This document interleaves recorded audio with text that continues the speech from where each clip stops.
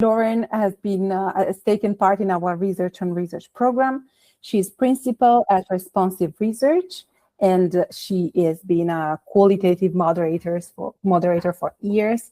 She has a lot of experience in consumer insights, and she has been recently presenting this project at several conferences. So we are very happy to have her here with us presenting her project.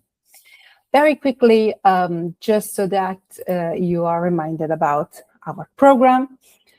The Glaut Research on Research program partners with independent institutions, can be academics, can be, like in this case, professional, and we support projects allowing the use of the Glaut platform.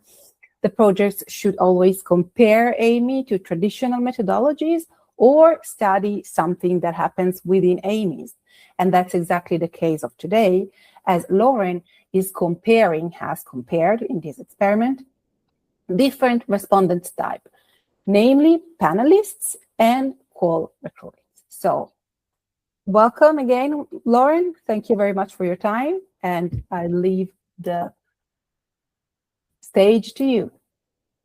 Fantastic. Veronica, thank you so much. I just want to confirm that you can hear me, and I am going to just take over screen sharing right about now, and we should be good to go.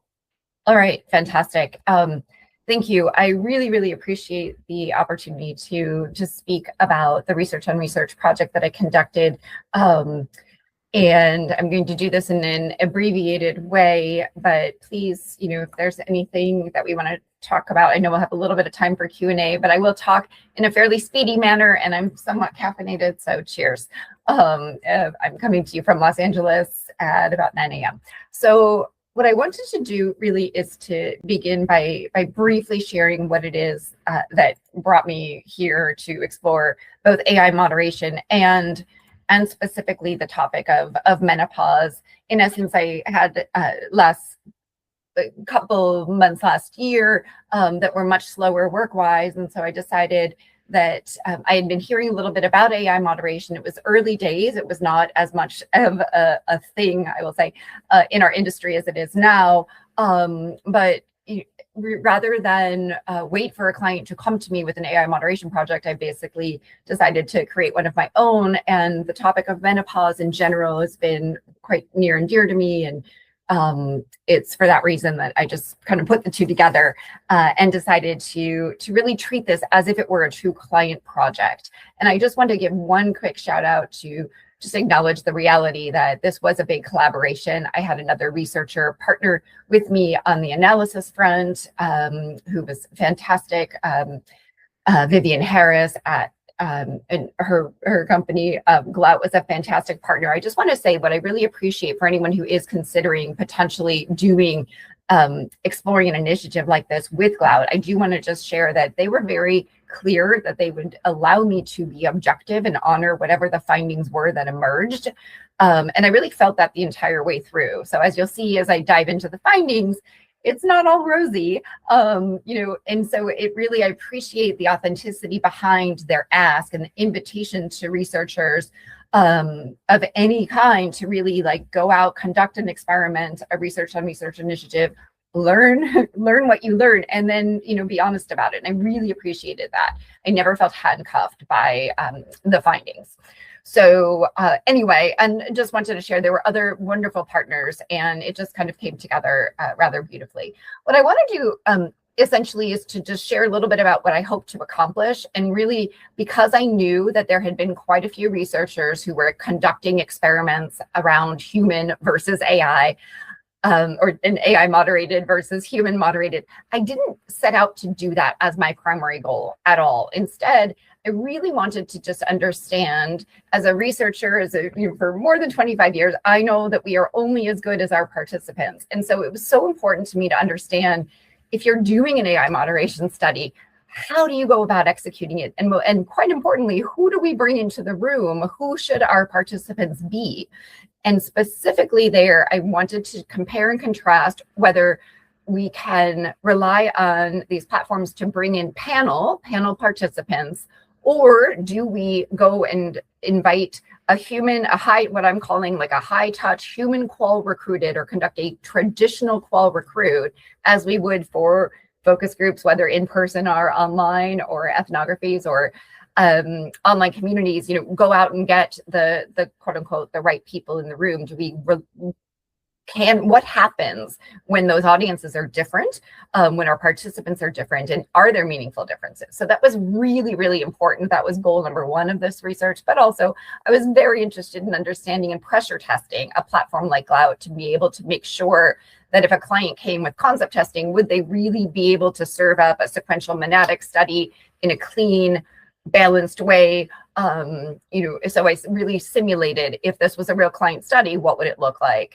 So you'll see that in a moment. And of course, also keenly interested, knowing, I purposely chose menopause, not just because I'm passionate about it as a topic and all that women can go through as they approach and during and post menopause, but also really just knowing that it can be a rather sensitive topic. So in essence, I just want to acknowledge the fact that we had 101 panel participants. We had 28, almost 30, we recruited 30 with 28 completes of traditional qual participants. And just for bonus good measure, we had about 37 qualitative researchers also participate in the study. Every single human went through the exact same AMI. I'm using that term AMI as in that I believe Glaut coined, which is AI moderated interview. And of those 37 qualitative researchers, we peeled off 24 of them to do a deeper dive IDI in terms of just understanding how they felt about it. So you're going to hear not just from me today, but you will also hear from participants. You will also hear and glimpse the sentiment and point of view of qualitative practitioners. I want to just hover here for one moment to say that generally speaking, the sweet spot in terms of length for AMIs is approximately 15 minutes. It was when I conducted this late last year. I believe it still kind of is now. I feel like sometimes there are clients who are pushing that a little bit, probably, I would argue a little too far. I've been hearing murmurings of doing an hour-long AMI, or, but generally speaking, I think it's fair to say that we really do want to keep these short and sweet, in as close to that 15-minute sweet spot as possible. So this is the general overall flow that we conducted. I'm not going to spend much time here, but you can see we really, I think that our interview length ran closer to 23 minutes total. And those are some of the stats that you get on the back end once you kind of get into the platform. We really set out to level set in terms of what we wanted to accomplish. The platform at the time was capable, and we allowed voice or text. So it was up to the participant to be able to choose whether they wanted to respond via voice or text. And that alone is going to be an interesting finding, you will see in a moment. And generally speaking, we just really set out to say, hey, well, I'm not going to read it to you, but you can see that was kind of our introduction to say, hey, there's two parts to our discussion. First, we just want to understand your experiences of menopause in general, and then we're going to explore some ideas and really want to get your reactions to some of these ways in which we might reframe the fundamental notion of menopause. These were the three concepts that we brought into each AMI. And just to be clear, in the, let's call it 20 or so minutes that each person engaged with the Glaut AMI, each person saw all three concepts. And these were, of course, rotated across. And as you can see, these do feel fundamentally different, very much by design. So concept R has a very different look and feel and essence than concept S, second act SAS, is very different than this in the know, which is more sort of medical or a little more scientific way into talking about menopause. So you can see three quite testably different concepts. And what was very important at a high level is that we discovered that panel and traditional qual participants interestingly netted out in about the same place, in that the concept R overall rose to the top in terms of overall preference, and just that women were much more on board with concept R, a bit more so than S and K. And I'm not really going to hover too much here, other than to say that while the official kind of findings here, the net results, if this had been a client project, would have pointed to certainly pursuit of R as a concept, with optimizations, of course, which we'll get into.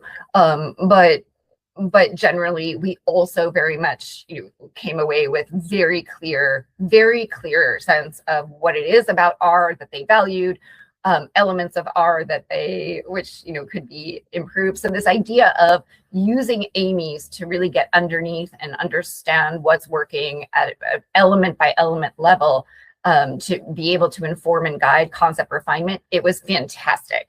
So there's no question we got a lot of really rich, detailed feedback on the overall message and the tone of voice and imagery and all the things that we wanted to explore. We got really good data coming back, and not just data, but I would argue like insights into how women are viewing the different concepts. So what was interesting though is, while at a high level, at a surface level, generally speaking, qual participants and panel netted out in the same place, what was underneath that was quite different in terms of like the quality and caliber, and types of responses and the ways in which they engage with the AMI. That was quite different.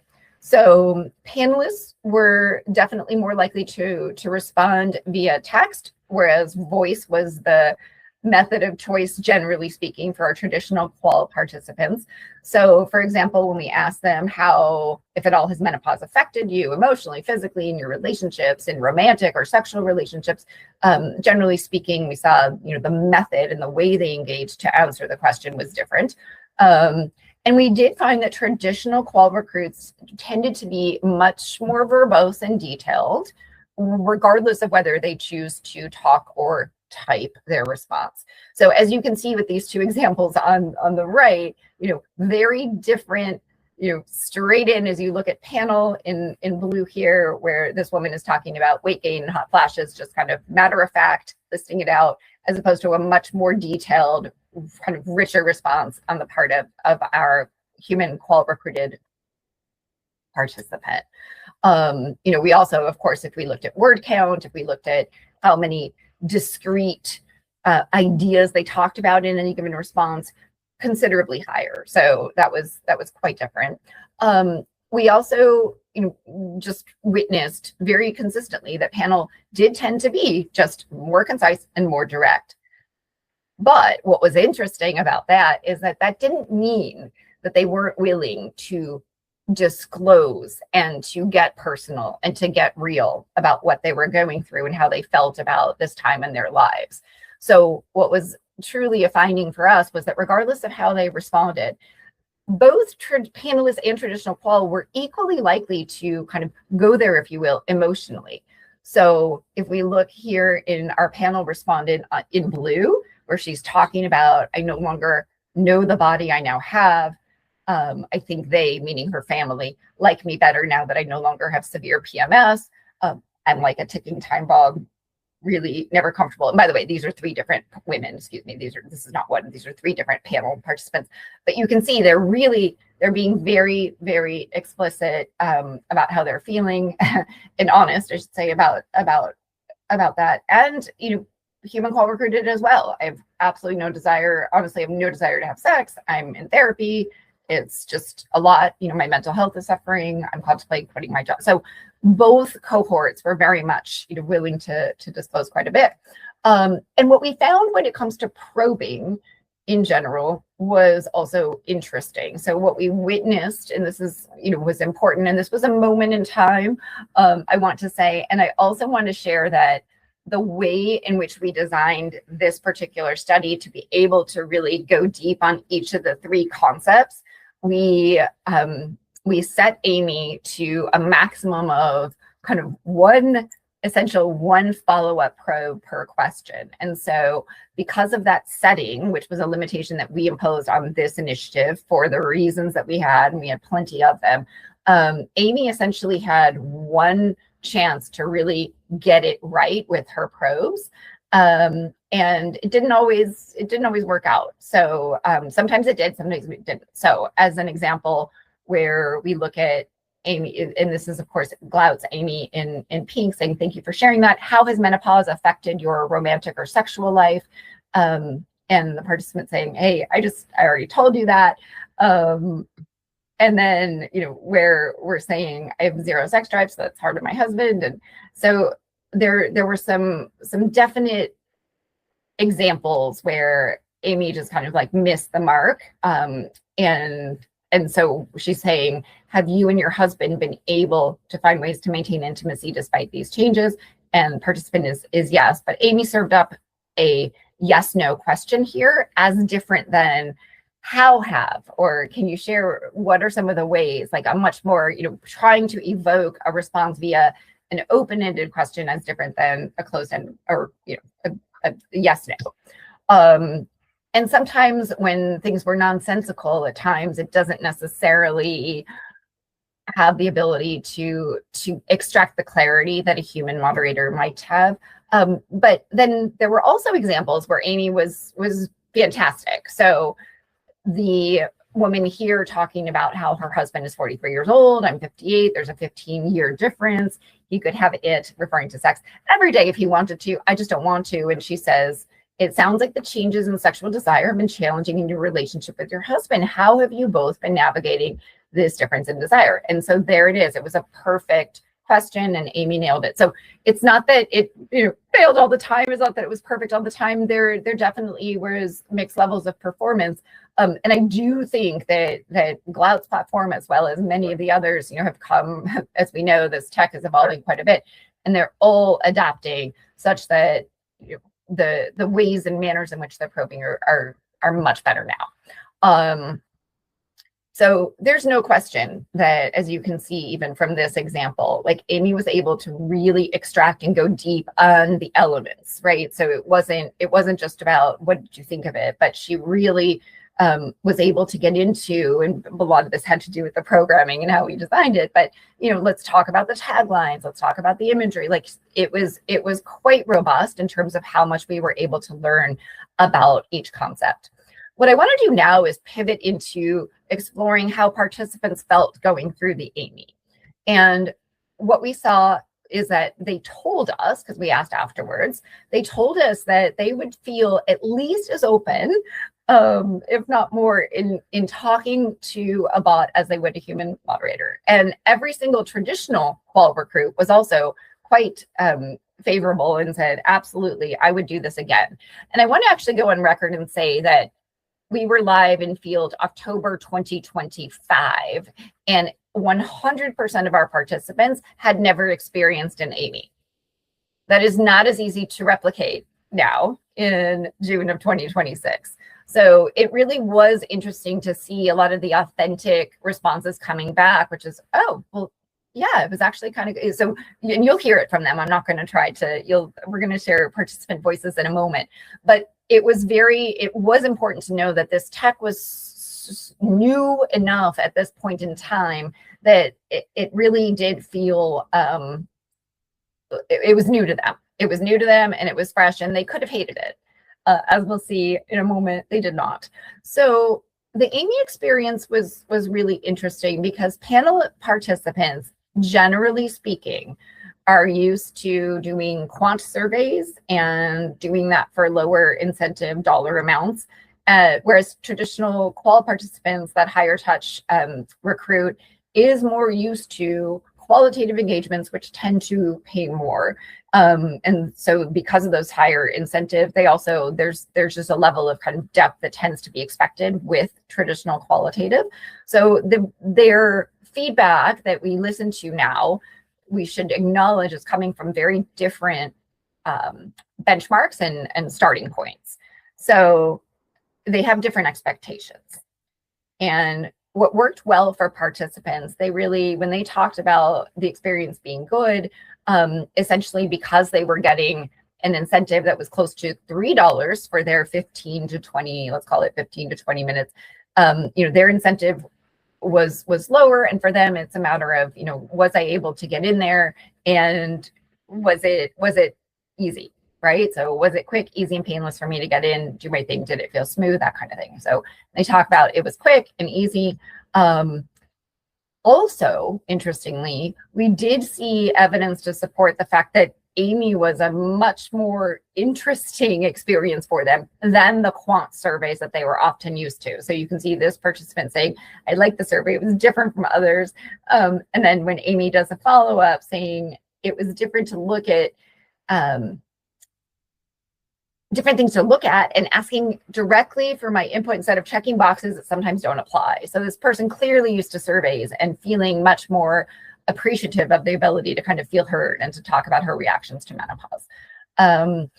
In terms of panel participants, you know, when they experienced anything that wasn't great, it would have been just, you know, the probes felt like badgering, or, you know, she's asking me a lot, you know, or same question over and over, or if they were typing, if they chose to text, that there was a lot of typing. So they did have to work, there's no question. And couldn't do this by just checking a box. And then for qual participants, for traditional qual participants, you know, for them, what made it good when they talked about the experience being good, could I feel heard, and was I able to express myself emotionally? And did it feel conversational? Like it, you know, if it's doing those things, that's their benchmark because they're used to having conversation, you know, with arguably a human on the other side that's engaging. So, you know, for them, it really was about did this create a space where I can really talk? When they complained, there wasn't much, but when they did push back, if there was anything, it tended to be just around usability, like, hey, I needed to try to enlarge the screen or that kind of thing. It tended to be much more technical or about UX, if there was ever something. But at the fundamental core contrast is that panel mindset was all about, was it easy and did it work? And the traditional qual mindset was really more about, was it conducive to me really elevating my thinking and engaging me, and did it support my ability to kind of reflect on this topic? Again, overarchingly very positive, and this was almost everyone's first experience with this methodology, but their benchmarks and their starting places are very, very different. But don't listen to me, let's hear it from them. So I am going to play this. I believe sound is going to work. This is long, so I might jump around a bit, but let's listen to how they felt about it. This AI moderated interview went really well. It was very smooth, and all the questions transitioned very nicely. I like that there was an option to type or speak. I preferred to speak just because it was more natural, and I had time to think about it before pressing record and send. I think it was a really great experience, and no tech issues whatsoever. I like the experience very much. You can think about it on your own and go through the concepts and then just answer it. I didn't have to talk to anybody. I didn't have to see anybody. So I thought it was a great concept. I actually have never done it this way before with an AI moderator. So I definitely did enjoy it, and I thought it was great and something I would definitely want to do again. I think the experience of this survey was totally flawless, and I really enjoyed answering all the questions. And even though it was AI driven, I didn't face any kind of difficulties. So I was very open in the way I answered the questions, and it was a wonderful experience. I honestly don't feel it really matters what topics I talk to a human or an AI bot about. I'm comfortable with all of them, so it really makes no difference to me. I think I feel equally comfortable speaking to a human moderator and an AI moderator. I can't think of any topics that I feel like I would only want to handle with a human versus AI. The only thing, you know, with a human, it does help to hear someone go, okay, yes, I understand, or can you elaborate on that? With a human, I feel like it's helpful to get feedback that what I'm saying is making sense.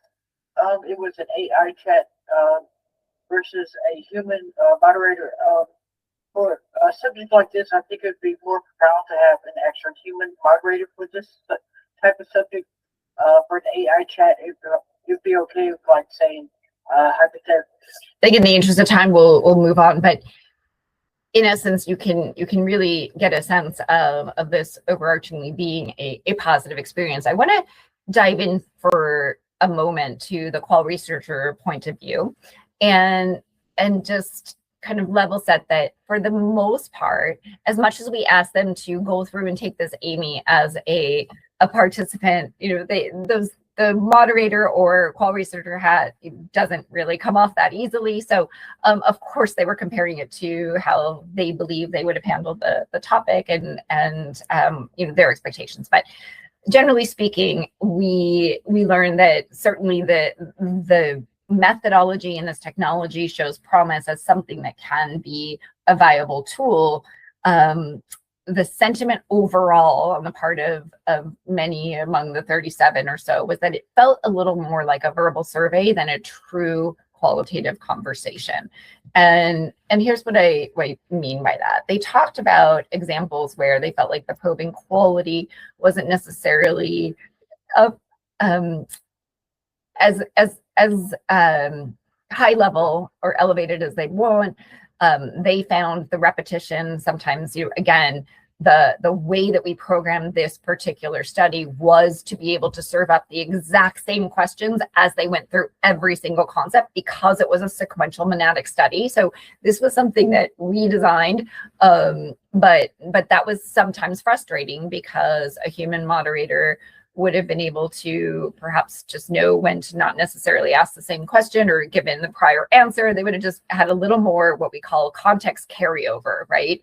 So the memory across questions and concepts wasn't necessarily there. I really do believe that the tech overall is improving on that front. But yeah, these qual researchers sometimes just saying, you know, I would have followed up differently, or generally speaking, what we heard were words like sterile or transactional, right? That it just didn't necessarily have the fluidity and the adaptability as a human moderator. So what we also heard at the end of the day was just the fundamentally, it kind of wraps up in terms of the technology at the time was really about still missing that higher level emotional intelligence, and like avoiding the redundancy was a source of frustration. And just the holistic, in essence, these are all speaking to the same thing, right? That lack of conversational memory that can take place. But I do think that what we are learning is that all of these platforms, to varying degrees, I think, are getting over some of these hurdles. So really just being able to have Amy build on themes from things that were said before, so that it feels more fluid and conversational. I'm going to skip this video just in the interest of time, but if anyone's really interested and wants to hear from some of the researchers who participated, these videos are fantastic. What I'd like to sort of close with is the summary of sentiment about how Amy's can fit into our research toolkit, because at the end of the day, and certainly the industry has sort of acknowledged that there can very much be a sweet spot for this. And that sweet spot tends to reside in research questions that tend to be more tactical in nature. So message testing, concept testing, potentially using it as pre-work or for pre-work to screen out and identify who you really want to go much deeper with for live human qual, potentially as a precursor or follow-up to larger quantitative surveys. So there really are applications and instances when this makes a ton of sense. And I think that at the time, the sentiment was, this is a little bit of a no-brainer for concept and message testing, because that tends to be very structured, very confined, and really can make sense. It is tactical and all of that. So what we heard in general is that the hope is that the intelligent memory and that contextual framework will improve, so that it can really not just zoom in, but have that bigger picture sense. That the UX can also potentially flex a little bit, or adapt in terms of really doing things to signal to participants that they're actually being listened to, rather than talking into the void. So some of the cues that, whether it's a visual signal or potentially an avatar or whatever it can be, but just so they really kind of get that sense that there is that entity on the other side that's truly listening, as well as some potential advanced voice to text, what we heard is a lot of participants love being able to speak their responses, but particularly qualitative recruits who really care and put a lot of effort into their responses because they know that this research is informing big decisions with companies who really care about their feedback. That idea of being able to edit after they speak it, just to kind of curate a little bit, is a layer that many of them would acknowledge. I will go on record and say, I really doubt panel participants would be able to afford that kind of time and curation of their responses, but qualitative participants often would. And generally speaking, I'm going to run through some of this just because we're at time. What I want to do is just dive into one final slide here. And let me just grab it, is to really just invite us when we think about conversations, it's not about should we use, can we use AI moderation, because we absolutely can. But it's really about should we, and thinking through the research question. As that rule of thumb, it is truly about the higher the emotional or strategic risk, the more human involvement is needed. At the end of the day, we really do just need to make sure that we're honoring some of the core best practices. I know this, we're kind of getting to time, so I'm rushing this, but I do want to say it is so important to really design, just as we would put a lot of care into our discussion guides for regular qualitative, really figuring out what the guide is going to look like and what those prompts are. We have to be so thoughtful, because once we start unleashing Amy, she's going to go and she can engage and talk to a lot of people very quickly. And so to really try to build in some layers of, let's figure out that depending on how many, do conduct first 20 and just start to look at the data before you go complete the remaining 80, to be able to try to build some pauses and just that idea of like test. And also, final thing, I do really want to share how important I felt so much better about the way we designed this, being super transparent, and I think creatively transparent, to have fun with it, to just really tell our participants, hey, we have humans who designed this on the front end and who really thought about what we want to talk to you about. And there's humans on the back end who are going to look at the data, and we can't wait to see your responses. But for the next 15 to 20 minutes, you're going to be talking to a bot. To just really acknowledge and set the tone and the expectations so that they know what they're walking into. It's just really, really important. Veronica, I'm going to just pause and turn it over to you just in case there are any questions, because I know we're over. Yeah, no worries, Lauren. I think everyone is listening very carefully, because what you're sharing is exactly really interesting for me. Also, thank you for the transparency. This is something that Glaut really appreciates. And indeed, your results resonate with other results we've shared recently.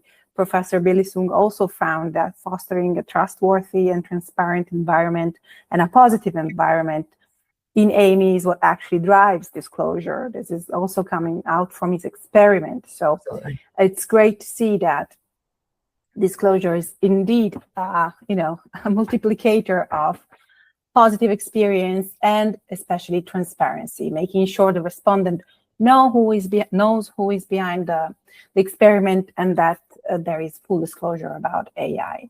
But since we have some people in the audience, I would really like to hear questions. If there is any, I don't know if you wrote something, if there's anything in the chat, or if someone wants to raise a hand and ask something to Lauren. It's a one chance that you get here to have her live.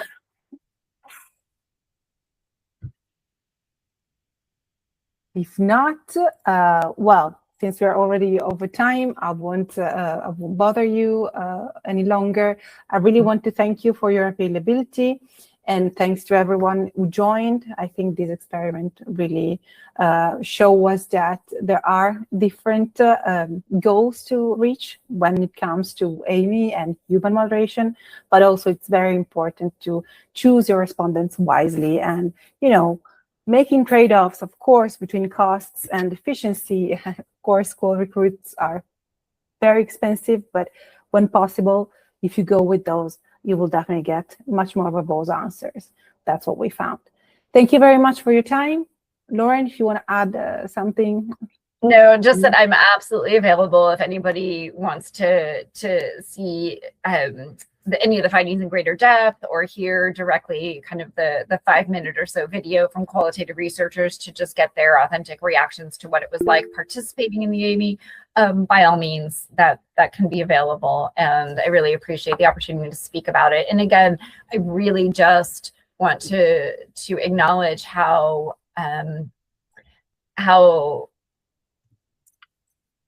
what I want to say, how truly objective you were able and neutral you were with this whole process, because I think that's so important to enable other qualitative researchers or researchers, any researchers, to be able to work with you in this fashion. To you guys are just open to whatever findings that emerge, and I really felt that the whole way through. So that was great.